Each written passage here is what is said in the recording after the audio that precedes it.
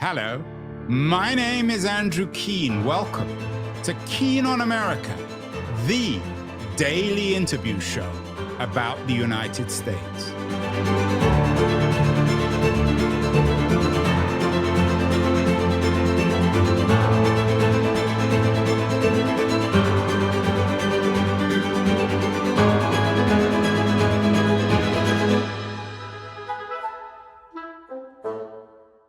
Hello, everyone. It's always nice to see old friends on the show. And 4 years ago, we did an excellent show with Richard Vague, one of America's most original financial thinkers, about wiping the financial slate clean. Back then, Richard had a book out. It was entitled The Case for a Debt Jubilee. Let us all off our debts. It's an interesting, innovative idea. I'm not sure if it actually happened. And Richard is back again with a new book, The Banker Who Made America, Thomas Willing and the Rise of the American Financial Aristocracy, 1731 to 1821. Richard, as always, is joining us from Pennsylvania. He is Mr. Pennsylvania. Richard, congratulations on the new book. Really appreciate that. And thank you so much for having me on your show. So before we get to the new book, Richard, what happened to your old debt jubilee? Do you have any luck with that? Well, not really. You know, that's such a new idea and such a controversial idea that we made a little progress. We got a few folks on board, but we still have a long way to go. But it's still a very important idea. And I think eventually all Western societies, perhaps all countries, are going to have to deal with this in some form or fashion. So if it didn't happen today, it's going to happen at some point. Yeah, well, as Keynes said, in the long run, we're all dead, Richard. You've written a number of books, and most of them are more sort of polemical on the debt financial front. I was surprised with this one. It's more of a history book, The Banker Who Made America. Most people, including myself, don't know much about Thomas Willing. Why did you choose to write this book? You spent a lot of time researching and writing it. Well, it started out as an exercise in trying to understand the origin of the technical leverage ratio in banking. You know, if you're studying. Oh, no, Richard, you've lost me already. What does that mean? So, banks operate at a leverage ratio. In the United States, typically that's at 10 to 1. So for every $1 in capital they have, they can lend out $10. Okay. And that's an enormously important fact when you're studying economics. And it was, in the 2007 period, right before the crisis, some institutions had gotten to 20 or 30 to 1 leverage ratios. It's an absolutely central fact. And of course, from my point of view, it's important because it means that they're all liable to collapse if somebody calls in the debt, if it's 20 to 1, 30 to 1, even 10 to 1, it's always possible, right? You're hitting the nail on the head. I mean, the fragility of the system is a function of the leverage ratio that's allowed or permitted. And so it caused me to be very curious about how those ratios developed in the first place, which took me back to the origins of U.S. banking. In fact, I'm now working on the book of the origin of the Bank of England in 1694, and it's the same question. But as I got into the story of America's first bank and the decisions being made, I found this character named Thomas Willing, who was the wealthiest man in America and the first bank president. And lo and behold, he voted against the Declaration of Independence. And, this whole big social story, emerged in conjunction with my analysis of the bank. And that ended up being this book. Well, I can't resist making the Willing joke, Richard. I mean, is it appropriate that he was called Willing, or should he have been called Unwilling? Perhaps, certainly, he was powerful enough to turn down the United States government for a loan when he was their banker. So perhaps Unwilling is the term, but it was originally a Welsh name. It was originally Llewellyn.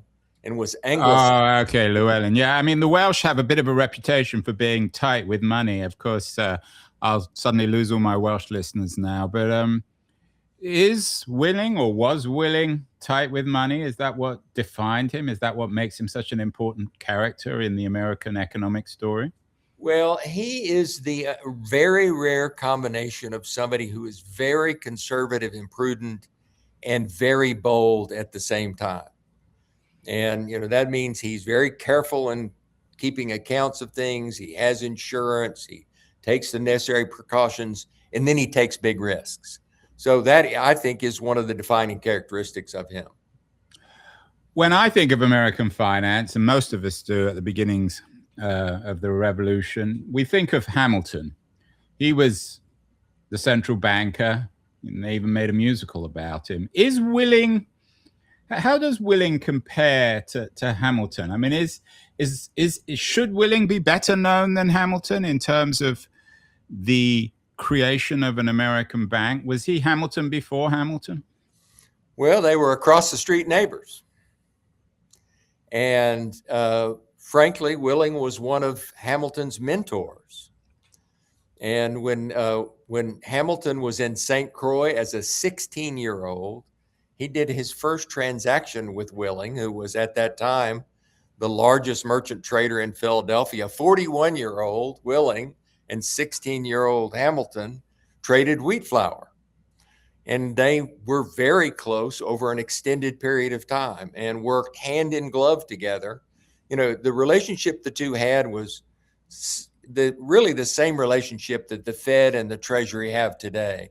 And their institutions were side by side and their homes were across the street from each other. But Hamilton was over the Treasury and Willing was over what the equivalent of the Fed, called the Bank of the United States.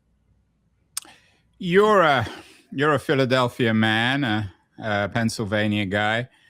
Is one of the reasons you wrote this because at this point, at least, Philadelphia was, of course, the largest, the most important city in the United States, and Willing was Mr. Philadelphia back then? That helped, because, I could walk down the street and there was Willing's Alley where his home was. And in fact, there's this 2-block stretch of Philadelphia on 3rd Street between Spruce and Chestnut. And at one point in time, you had Alexander Hamilton living on that street, Willing. George Washington was living there in a home that Willing actually built. James Wilson, the father of the Constitution, was living right there. And right across the street were their two institutions, the Treasury and the Bank of the United States, and others beyond those. It was, I think, the most important 2-block stretch in all of America at that moment. And there's barely a placard to note it at this point in time.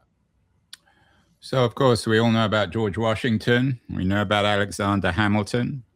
We know about John Adams, but we don't know much about your friend Thomas Willing. How should he be presented in this pantheon? Is he up there with Washington and Hamilton and Adams?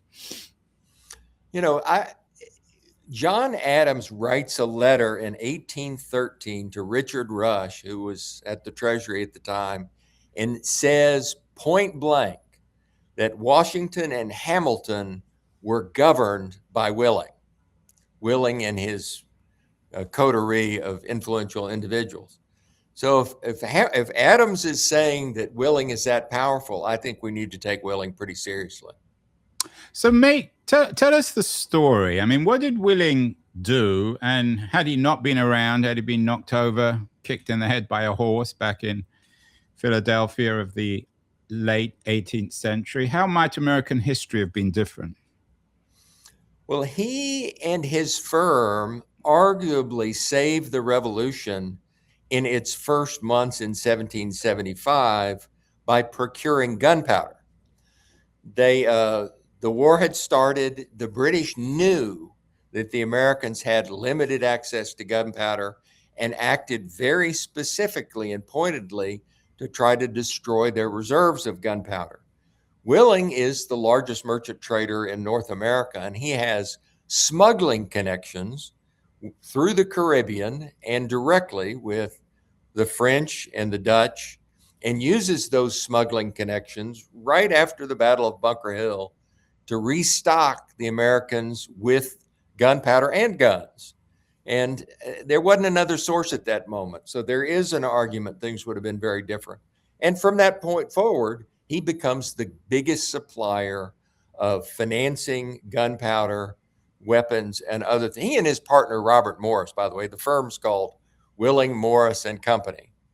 And the two of them together really are the principal suppliers of finance and materiel to the revolution.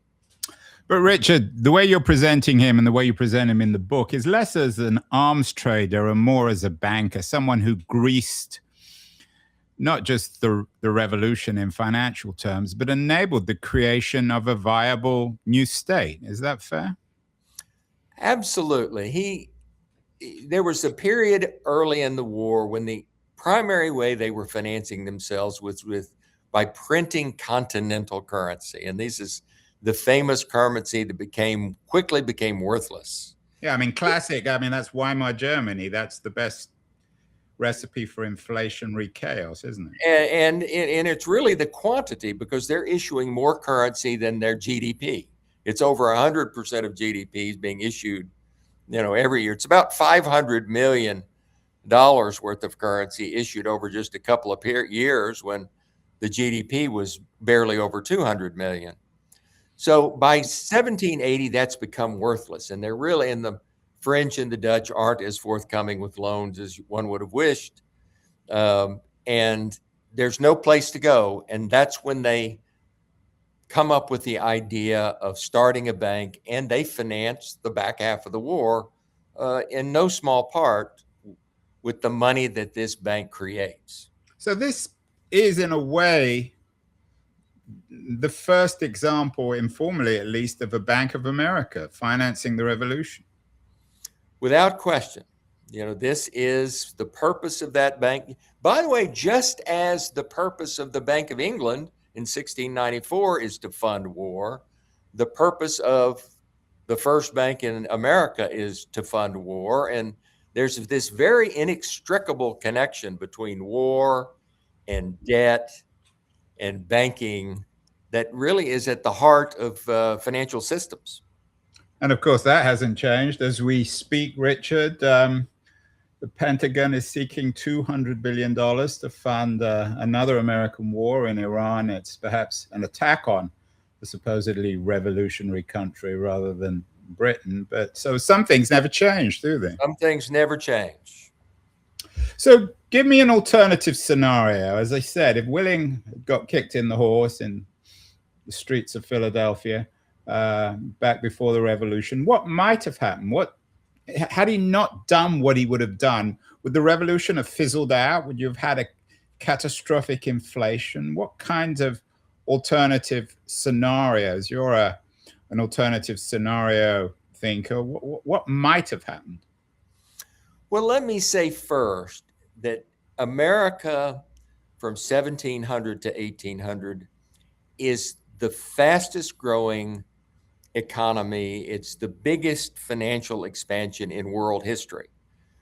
The colonies, and then as they turn into the country, go from essentially no GDP in 1700 to 1/3 the GDP of Britain's by 1800. Then they go from 200,000 people to 5 million in 1 century. So it's an extraordinary century, and it kind of refutes this idea of these beleaguered Americans against an impregnable Britain. So I think America inevitably becomes independent. But I think if you don't have a guy like Willing and his firm, might not have happened in the 1770s. It might have happened 10, 20, 30, 40 years later. Meanwhile, there was a great political debate, of course, around the Federalist Papers, what kind of state America should become. There were anti-federalists who were very much against centralized federal government. It was a very interesting and important debate. Jefferson, Hamilton and Madison were on one side, maybe Jefferson on the other. Did Willing understand the politics of creating a Bank of America in terms of a centralized government? Was he a political revolutionary, or was he just someone who was much more interested in making money than in politics? Well, there's a letter that appears in this period, and there's other intimations of this, that folks voted Federalist. They voted for the Federalist position for fear of Thomas Willing not approving their loans. So he is a huge presence on political matters, and that includes the ratification of the Constitution, which is where the Federalist Papers, come from. But he was absolutely for it and rallied the country toward it, in no small part because of the influence of the bank. It happens with the Jay Treaty. It happens again and again. And that's one of the reasons Jefferson and then much later Andrew Jackson really fear a bank, is because of its political influence. Yeah, I'm from Jackson, of course. I don't want to turn this into another Trump conversation, but we can easily trace the dots from Jefferson to Jackson to Trump. What about this idea of an elite? There are a lot of the anti-federalists, Richard, as you know, were populists, maybe Trumpian or Jacksonian populists, feared big government, feared elites. Could we see Thomas Willing as an example of the new financial elite that would run America? I mean, if one was a Marxist historian, might he be Exhibit A in the American capitalist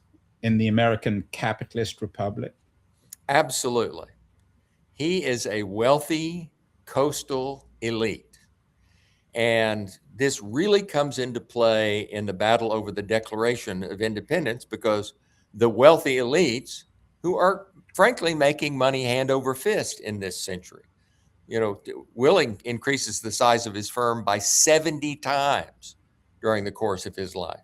They're making money hand over fist, and they aren't loyalists per se, but they've got a good thing going, and they're not really inclined to declare independence. In the meantime, you have, and they're, by the way, Anglican. And in the meantime, you have these renegade Scotch-Irish Presbyterians flooding into the country during the 1700s. The MAGA people.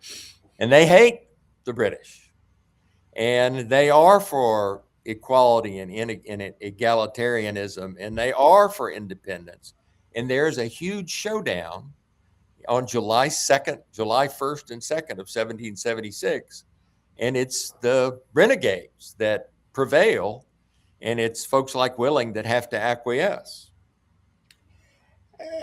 Perhaps, but then on the other hand, I mean, America doesn't turn into some sort of populist democracy. You yourself are a member, perhaps, of that kind of financial elite. I know you had a very senior job in Pennsylvania running the economics of the state.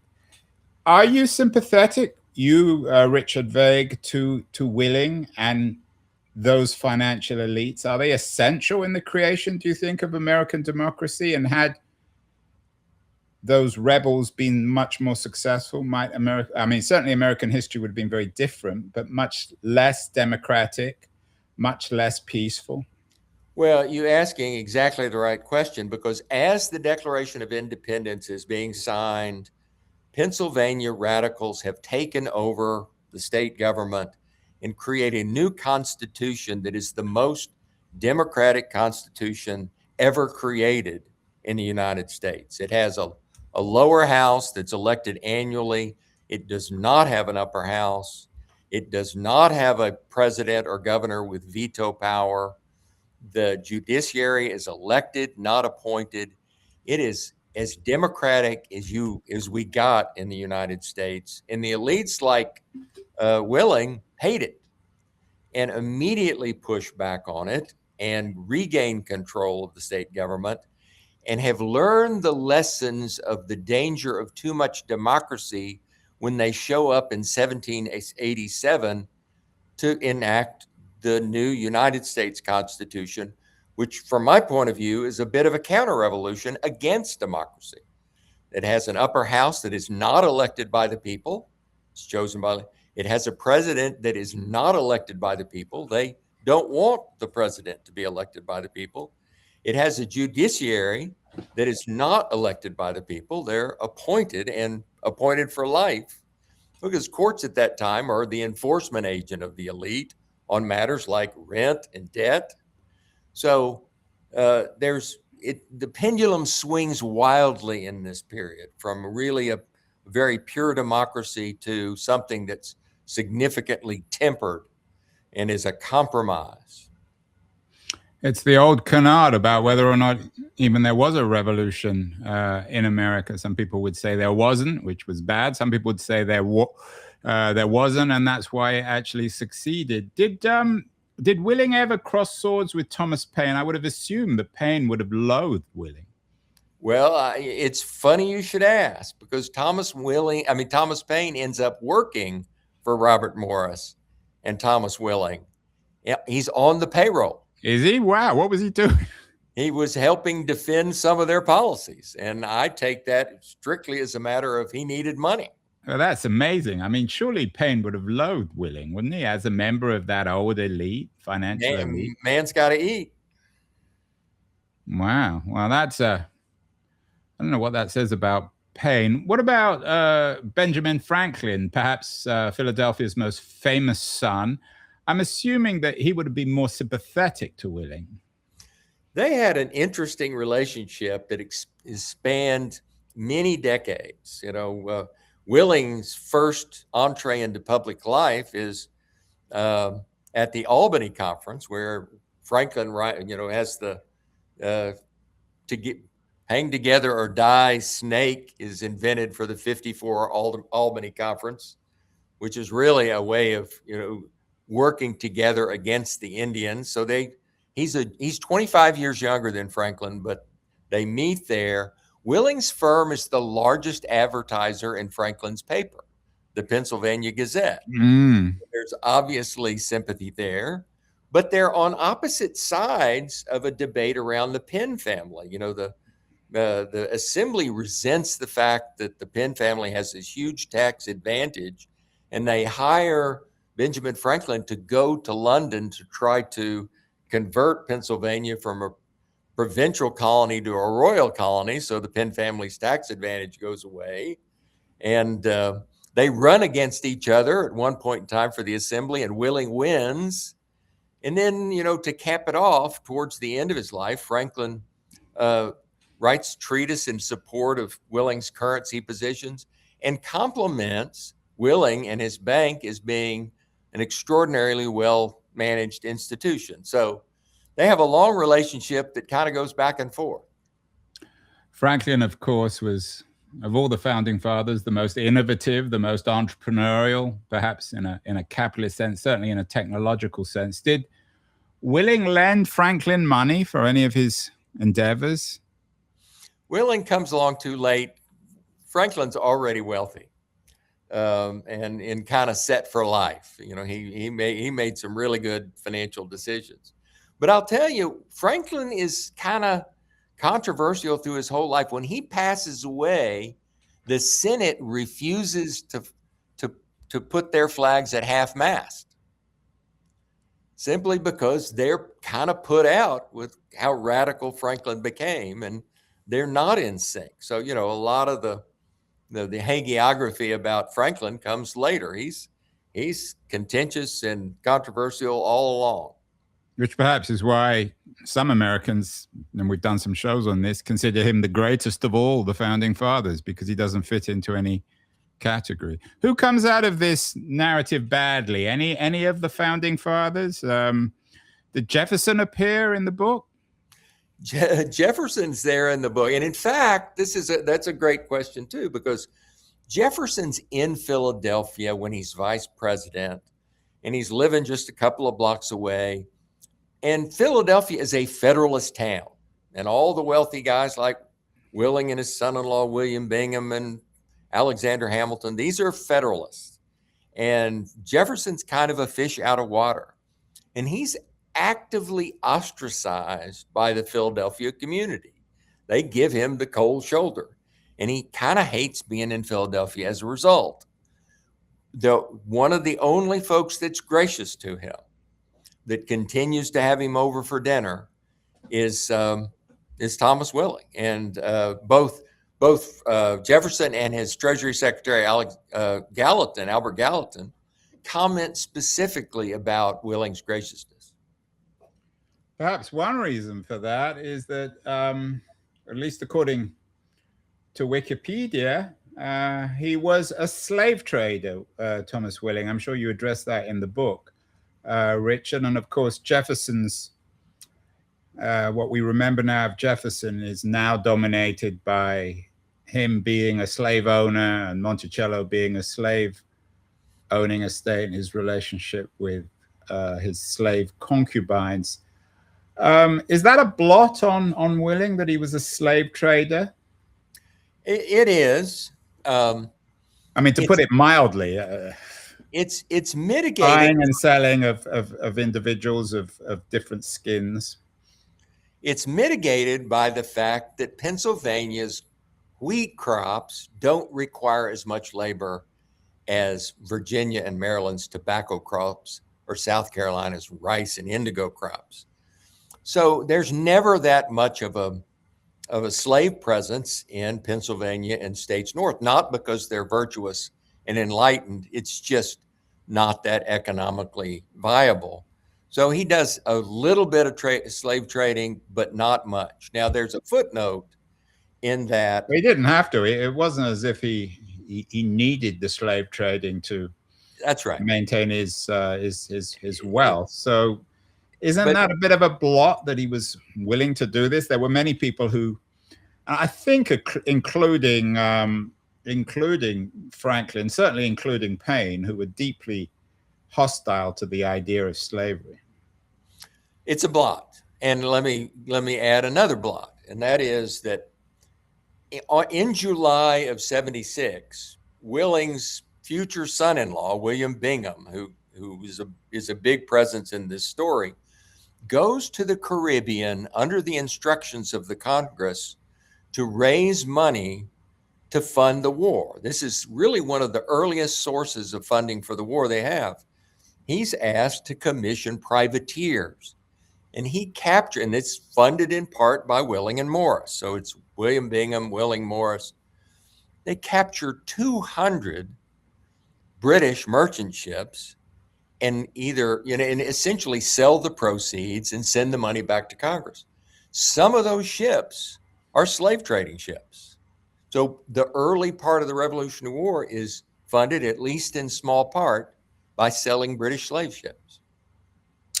Not really surprising. American debt, of course, is grown now to $39 trillion, as in a way the founder of a Bank of America. What do you think Willing would make of the America of 2026 with its $39 trillion of debt? Well, Willing was the only person to ever turn down the U.S. government for a loan, and he did it twice.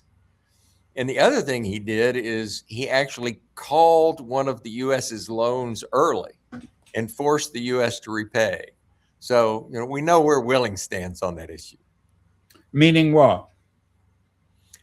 That he forced the government to be prudent. And, one of the interesting things about the Revolutionary War is the war costs about $76 million, $75 million in currency equivalent $1770 over the 8-year period of the war.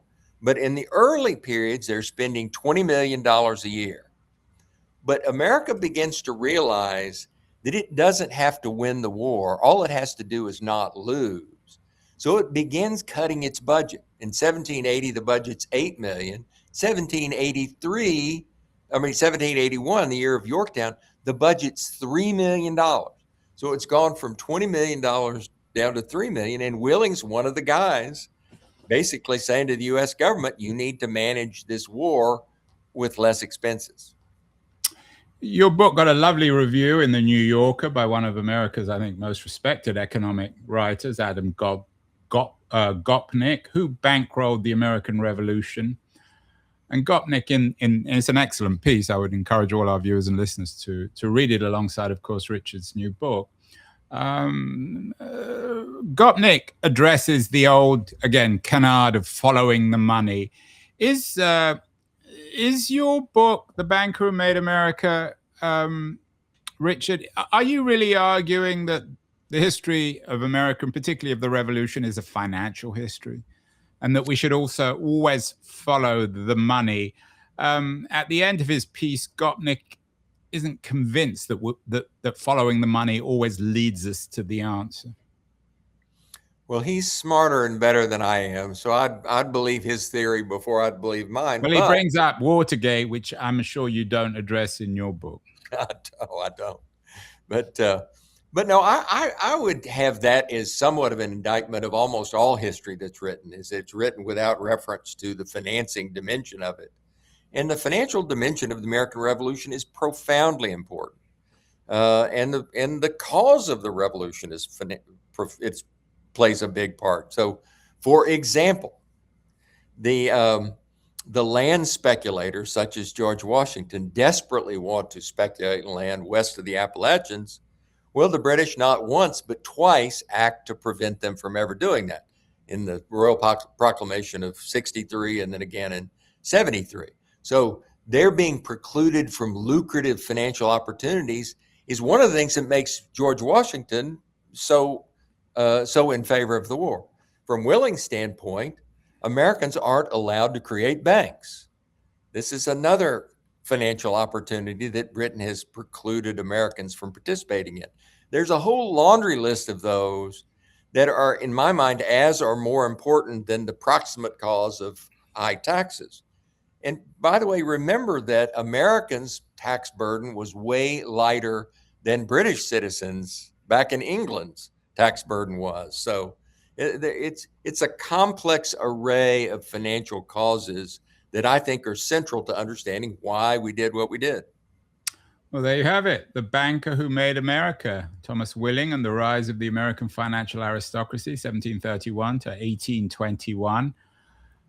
He quite literally made America, didn't he, Richard? I mean, this was a big part of it. And I assume now you're working on the musical. Who's going to be Thomas Willing in the musical? Well, I was hoping you might consider that. No, I can't sing, Richard. Well, that may not matter, with modern technology. Well, we'll have to think about it. We'll negotiate off air. As always, Richard, real honor and a pleasure to have someone so erudite and fun on the show. The book, as I said, is just out. The Banker Who Made America got a wonderful review in the New Yorker. Important new book about a perennially important subject, Richard. We'll have you back on the show anytime you want. Thank you so much. I'm so grateful to you. Take care. Hi, this is Andrew again. Thank you so much for listening or watching the show. If you enjoyed it, please subscribe. We're on Substack, YouTube, Apple, Spotify, all the platforms. And I'd be very curious as to your comments as well on what you think of the show, how it can be improved, and the kinds of guests that you would enjoy hearing or listening to in future. Thank you again.